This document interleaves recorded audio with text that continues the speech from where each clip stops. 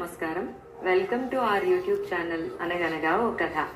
మంచి కథలు వినడానికి మా ఛానల్ని తప్పకుండా సబ్స్క్రైబ్ చేయండి. అలాగే మీ ఫ్రెండ్స్ అండ్ ఫ్యామిలీకి షేర్ చేయండి. శ్రీరమణ కథలు మిథున నుంచి వరహాల బావి అనే కథ ఇవాళ విందాం. రోహిణీ కార్తె మధ్యాహ్నపు ఎండ నిట్టనిలువుగా పడుతోంది. బావి పంచ చుట్టూ కడవలు పెట్టగా ఉరుసుకుని కుదురుగా గుంటలు పడ్డాయి. నీరు నిండిన ఆ కుదుళ్లలో పిచ్చుకలు కిచకిచలాడుతూ తలలు ముంచి స్నానాలు చేస్తున్నాయి. బావి లోపల తాబేలు నీళ్లపై తేలుతూ అంచులకి పట్టిన పాకుడు కోసం పాకులాడుతోంది. గాజులబత్ బావి ముందాగి గుండె మీద చెయ్యి పెట్టి తల వంచాడు. బావిలో చేదవేశాడు. తాబేలు ఉలిక్కిపడి గిరికి కొట్టి చరచరా లోపలికి పారిపోయింది. అది చూసి తృప్తిగా నవ్వుకున్నాడు. బావి తొణికిసలాడింది. నీళ్లమీది ఎండ చెదిరింది. వెలుగుపాప బావి అంచుల చుట్టూ గిర్రున తిరిగింది. బావి ధగధగా మెరిసింది. గాజులబత్ చేదలాగి దోసిళ్లతో నీళ్లు తాగి తెల్లటి గడ్డం మీద జారుతోన్న నీళ్లని పిండుకున్నాడు. ఆ బావిలోకి తొంగి చూస్తే గాజులబత్కి 50 ఏళ్ల నాటి తన వాలకం కళ్ల ముందు కదులుతోంది. అప్పుడు ఈ కుచ్చులపాగా లేదు, తెల్లగడ్డమూ లేదు, పైజమా పొడుగు చొక్కా లేవు, అరగుండు అరలాగు తప్ప. సేటు వెనకాల గాజుల మల్లారం భుజాన వేసుకుని తిరుగుతూ ఉండేవాడు. అసలప్పుడు ఈ బావే లేదు. ఇక్కడ వరహాలమ్మ ఇల్లుండేది. ఇల్లంటే ఇల్లు కాదు, చిన్న చుట్టుగుడిసె. అవతల వైపు మసీదు, యువతల వైపు కొంచెం లోపలగా శివాలయం. అప్పటికీ ఇప్పటికీ ఊరికి ఒకటే పెద్ద వీధి. ఇదిగో మసీదు పక్కన రావి చెట్టు. అప్పటినుంచి దాని పేరు అదే, జెండాల చెట్టు. పచ్చటి ఆకుల మధ్య వెలిసిపోయిన జెండాలు, చిక్కుకుని చిరిగి వేలాడే గాలిపటాలు. కాస్త గాలి వేసిన గయ్యాళిలా గలగలమంటుందా జెండాల చెట్టు. పొద్దున పూట గాలిగోపురం నీడ, సాయంత్రం వేళ మసీదు నీడ వరహాలమ్మ ఇంటి మీద పారుతూ ఉండేవి. పావురాలు మసీదులో దొరికిన పప్పులు మరమరాలు గాలిగోపురం గోళ్లలో కూచుని తినేవి. శివుడి గుళ్ళో నేరేడు పళ్ళని మసీదు మీద కూచుని మెక్కేవి. మసీదును ఆనుకుని మహమ్మదీయుల ఇళ్ళు 25 దాకా ఉండేవి. శివాలయానికి దిగువన 100కి పైగా హిందువుల గడపలుండేవి. అందరూ అందరినీ వరసలు పెట్టి పిలుచుకోవడం తప్ప పేర్లు తెలియవు. ఘోషాలు బుర్ఖాలు జాంతానై. ఉన్నవాళ్ళు లేనివాళ్ళు అన్న తేడా లేదు. అందరూ లేనివాళ్లే. పీర్ల పండగొస్తే అందరూ జెండాలతో ఊరేగేవాళ్ళు. శివరాత్రి వస్తే ఊరంతా జాగారం చేసేవాళ్ళు. రథోత్సవం అందరిదీను. రథానికి రంగులు వేయడం ఖాదర్బాయ్ పని. కొయ్య కుసులు పెట్టి ఒడుపుగా రథాన్ని నడిపించటం సత్తార్కి బాగా తెలుసు. శివుడి రథానికి సత్తారే సారథి. అమ్మలగన్న అమ్మల ఊరంతకీ పెద్ద దిక్కులా ఉండేది వరహాలమ్మ. ఒక్కతే ఆ చుట్టుగుడిసెలో దేవుళ్ల నీడను ఉండేది. ఎప్పుడూ ఎవ్వరితోనూ ఎక్కువగా మాట్లాడేది కాదు. హమేషా రాట్నం చప్పుడు ఒకే శృతిలో వినిపిస్తూ ఉండేది. మసీదు వైపు నుంచి వింటే అల్లాహో అన్నట్టు, గుడివైపు నుంచి వింటే ఓంకారంలాగా ఉండేదా చప్పుడు. వరహాలమ్మంటే ఊరి వాళ్ళందరికీ ఎంత ఇష్టమో అంతా భయం. చేతి చలవగల మంత్రసాని. పడుచు పిల్లలకి మల్లె మరువం మొగలి రేకులతో పూల జడలు వేసేది. కాల్లో ముళ్ళు విరిగితే నొప్పి తెలియకుండా తీసేది. కంట్లో నలుసు పడితే ఉపాయంగా తీసేది. తద్దె పండుగలు వచ్చాయంటే వరహాలమ్మకి చేతి నిండా పని. పట్టుమైనం కరిగించి అరచేతిలో చురుకు చుక్కలు పెట్టి గోరింటాకు మెత్తేది. కాకరాకు బంతాకులు పెట్టి కోరిన వారికి కోరిన చందంగా గోరింట పూతలు పెట్టేది. ఆడపిల్లల అరచేతుల్లో పొద్దులు పొడిపించేది. చుట్టుపక్కల ఊళ్ళో కూడా వరహాలమ్మ చేతి చలవా తెలుసు. మీదే ఊరు అని అడిగితే వరహాలమ్మది మా ఊరే అని గర్వంగా చెప్పుకునేవాళ్ళు. వరాలమ్మ ఆ ఊరికి కొండ గుర్తు. అయితే ఆ ఊరికి శాపం మంచినీళ్ళు. ఎక్కడ తవ్వినా పడతాయి గాని కటికి ఉప్పులు, కప్పలు చస్తాయి, కోడిగుడ్లు తేల్తాయి. వానాకాలం కుంటలు నిండితే ఆ నీళ్లు కొన్నాళ్ళు తాగేవాళ్ళు. తర్వాత ఆమడ దూరం నుంచి తెచ్చుకోవాల్సిందే. చెప్పలేని దిగులు ఊరివారి ముఖాల్లో తాండవిస్తూ ఉండేది. ఆ ఊరికి పిల్లనివ్వాలంటే వద్దులే, ఎడారి, ఎద్దడి నీళ్ళు అని ఎవ్వరూ ముందుకొచ్చేవారు కాదు. ఊరివాళ్లకి ఇదో చింత, చిన్నతనం. ఒక పంటల కాలంలో జాగీర్దారు శిస్తు వసూళ్లకని మంది మార్బలంతో గుర్రాల మీద బయలుదేరాడు. దారి మార్గంలో జాగీర్దార్ కంట్లో నలకపడింది. గిలగిలలాడిపోయాడాయన. పరివారం యావత్తు హడలిపోయింది. పాపం కన్ను కొలిమిలా అయిపోయింది. హోదా, దర్పం, నిలువెత్తు విగ్రహం ఆ చిన్న నలుసుకి గులామైపోయాయి. కళ్ళకి గంత కట్టి గుర్రం మీద కూచోపెట్టి సరాసరి వరహాలమ్మ గుడిసెకి తీసుకొచ్చారు. కట్టు విప్పి చూసింది వరహాలమ్మ. ఆ బాధను చూసి, పర్వాలేదు నాయనా అని జాగీర్దారు తల నిమిరింది.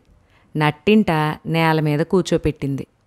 వరహాలమ్మ నాలికకు తేనె రాసుకుని సుతారంగా కంట్లో నాలిక కొస తిప్పింది. ఆ కంటి నలుసు నాలిక కొసతోటి బయటకొచ్చింది. జాగీర్దార్కి పోయిన ప్రాణం తిరిగొచ్చినట్టయింది. కళ్ళు విప్పార్చి చుట్టూ కలయజూశాడు. పరివారం అంతా బయట ఆతృతగా నిలబడి ఉంది.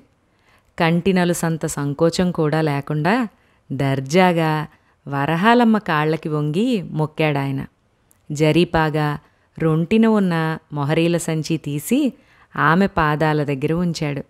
మౌనంగా చేతులు కట్టుకుని వెనక్కి వెనక్కి అడుగులేసుకుంటూ వెళ్ళి గుర్రం ఎక్కాడు జాగీర్దారు. గుర్రాలు టకటకా కదిలాయి. జరిగిన ఈ విశేషం గురించి ఊరువాడ కథలు కథలుగా చెప్పుకున్నారు. వరహాలమ్మ వైఖరిలో మాత్రం ఏ మార్పు రాలేదు. రాట్నం తిప్పుతూ తన తపస్సులోకి తాను వెళ్ళిపోయింది. ఒకరోజు ఉన్నట్టుండి రాట్నం చప్పుడు ఆగిపోయింది. సడీ చప్పుడు లేదు. ఊరివాళ్ళు ధైర్యం చేసి లోపలికెళ్ళి చూశారు. వరహాలమ్మ రాట్నం మీద వాలి ఉంది. తీసిన బార తీసినట్టే ఉంది. చేతిలో ఏకు చేతిలోనే ఉంది. ఊరంతా ఒక్కసారి బావురుమంది. మాయమ్మ వెళ్ళిపోయిందా, మా దేవత ఇంక లేదా అని గోడు గోడుని ఏడ్చారు. ఏమి తినేదో ఎట్టా బతికేదో ఎవ్వరికీ తెలియదు. ఎవ్వరినీ ఏనాడు చిన్నమెత్తు సాయం అడిగి ఎరగదు. ఎంతమందికి బొడ్డు కోసి పేర్లు పెట్టిందో చలవగల తల్లి. అందరూ వరహాలమ్మ మంచితనాన్ని తలుచుకుని వాపోయారు. మర్నాడు ఊరి పెద్దలు చుట్టిగుడిసె అంతా కలియ తిరిగి చూశారు. చెంబు, గిన్నె, రాట్నం తప్ప ఏమీ లేవు. పైకి తేలకపోయినా పెద్దలందరికీ జాగీర్దార్ ఇచ్చిపోయిన మొహరీలు ఎక్కడ దాచిందోనని ఆతృత, ఆరాటం. ఆపుకోలేక ఒక్కొక్కరే లౌక్యంగా బయటపడ్డం మొదలెట్టారు. గాలికి పోతే ఏమొస్తుంది, మరే మట్టయిపోతే ఏమిటి లాభం, ఆ అమ్మ పేరు చెప్పుకుని ఊరి బాగు కోసం ఏమైనా చేసుకోవచ్చు. దొరికితే కదా ఏం చేసుకున్నా, వెతికితే కదా దొరికేది. ఆలోచన బయటికి రావడమేమిటి, అదే పనిలో పడ్డారు జనం. గుడిసె పీకి పక్కన పడేశారు. ఆకు ఆకు పుల్ల పుల్ల వెతికారు.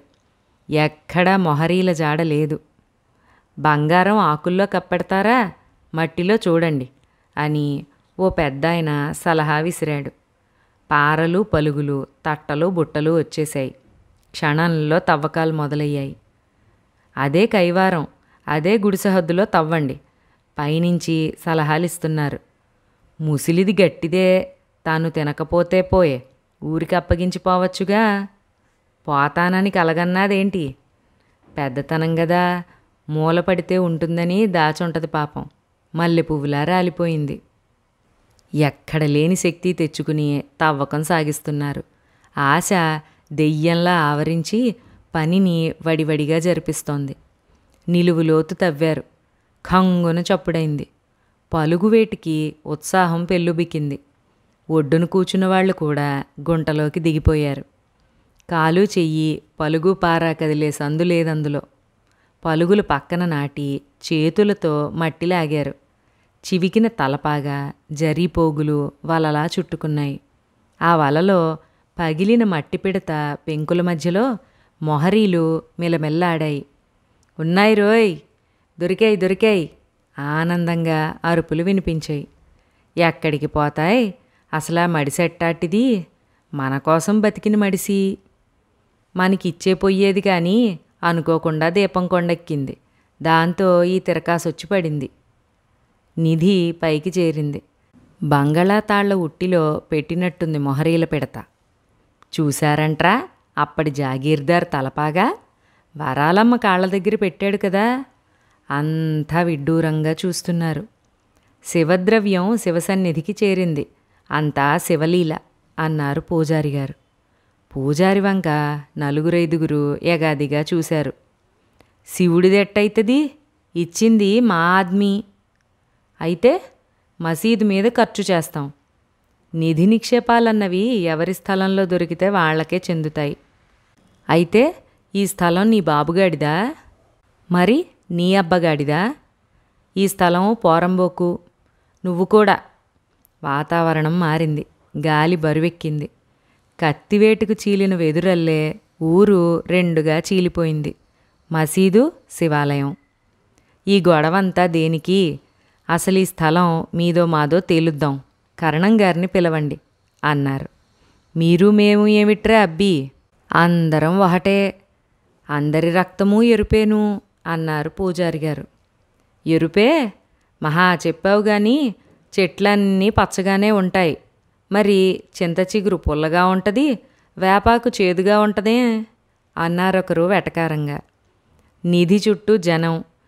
అక్కడి వారి ఆక్రోశం ఏ క్షణాన కట్టలు తెంచుకుంటుందో తెలియదు. కొలతలకి గొలుసు, కర్రలు, దస్త్రాలతో కరణంగారు హాజరయ్యారు. మీరు న్యాయం చెప్పండి అన్నారు కరణంగారిని చూస్తూనే. తరుజల పాషాణ నిధి నిక్షేపాలన్నవి ఉన్నాయి చూశారు.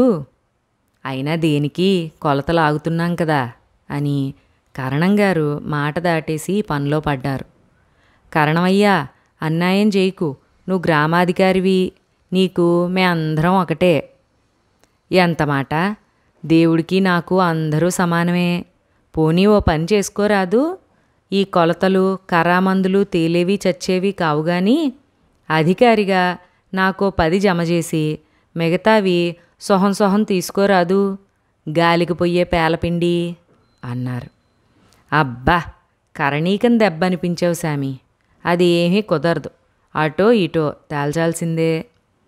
అసలు వరాలమ్మ మామడిసి, అసలు సొమ్మిచ్చింది మావోడు. ఊరికే దానం ఇచ్చాడా? మా అమ్మ ప్రాణం పోసింది. అయితే ఇవ్వాలని తాకీదుందా? ఇది అల్లా సొమ్ము అంతే. కాదంటే ఖతం. తల తీసి మొలేస్తావా? రకతం యాతం వేస్తాం. కందకంలో పాతిన పలుగులు ఒరిగి ఒరిగి పడక పెట్టాయి. జెండాల చెట్టు మౌనంగా ఉంది. అరుపులు కేకలు మసీదు గోడకి గాలిగోపురానికి తగిలి ఒకే తిట్టు పదే పదే వినిపిస్తోంది. మాట పెరిగిపోయింది. పిడికిళ్ళు లేచాయి. ఇంతలో ఉన్నట్టుండి ఒక్కసారి కందకంలోంచి బుస్సున చిచ్చుబుడ్డిలాగా నీరు చిమ్మింది. అంతా ఉలిక్కి పడ్డారు. భయంతో వెనక్కి తగ్గారు. పిడికిళ్ళు సడిలాయి. చిమ్ముతోన్న నీళ్లతో తడిసి చల్లబడ్డారు. నీళ్ళు నీళ్ళు అని అరిచారు. పాతాళగంగ పైకి చిమ్ముతోన్న నీళ్లని చేతులు జాచి భయంగా తాకారు. కొందరు ధైర్యం చేసి నోట్లో పోసుకుని చూశారు. నీళ్లు కావు, టెంకాయ పాలు అన్నారు రుచి చూసి. ఆహా, పాలంటే పాలే, పిల్లి కోనల్ని పెంచచ్చు. అంతా కోలాహలంగా ఉంది. ఎగబడి దోసిళ్లతో నీళ్లు తాగారు. జరిగింది కళా నిజమా? తేల్చుకోలేని ఆశ్చర్యంలో మునిగిపోయారు జనం.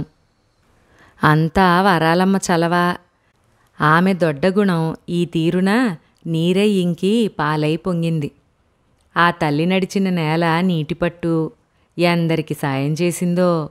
తేనెటీగల చుక్క చుక్కగా కూడబెట్టిన మంచితనం ఇవాళ మంచి తీర్థం అయ్యింది. కాసేపటికి పొంగు తగ్గింది. బుడబుడా చప్పుడుతో నీరు పొర్లుతోంది. వరాలమ్మ నిధితో బావి కట్టడానికి నడుం కట్టారు. ఊరంతా ఎవ్వరికి చేతనైన పని వాళ్ళు చేశారు. నిధితో కొనుగోలు చేయాల్సినవి చేశారు. రాతి కూర్పు తెలిసిన వాళ్ళు కట్టుబడి పనికి దిగారు. ఆడవాళ్ళు రాళ్లు మోశారు. 5 బారల కన్ను, 4 నిలువల లోతు రాతితో చుట్టూ వంచ కట్టారు. బావి కంటికి కాటికి దిద్దినట్టు నల్లరాతి బొడ్డు కట్టారు. వరహాల బావి అని పేరు పెట్టారు. చుట్టూ రాళ్లు పరిచి చప్టా కట్టారు. చప్టా చివర పెద్ద రాతి తొట్లు పశువుల నీళ్లకని కట్టారు. సాక్షాత్తు ఆ గంగమ్మ తల్లి నేలకి దిగింది అన్నాడు పూజారి. అల్లా మంజూరు చేసిన ఒయాసిస్ అన్నాడు కాజీ. ఊరికి శాపం తీరిందన్నారు. ఊరికి 5వ తనం వచ్చిందన్నారు. తాగాళ్లు వేసిన వరహాల బావి కొమ్మచాటు చందమామలా తోచింది. శివయ్యకి నిత్యం క్షీరాభిషేకాలే అయ్యాయి. ఈ కథ ఇక్కడితో అయిపోలేదండి. వరహాల బావి 2వ భాగంలో మళ్ళీ కలుసుకుందాం.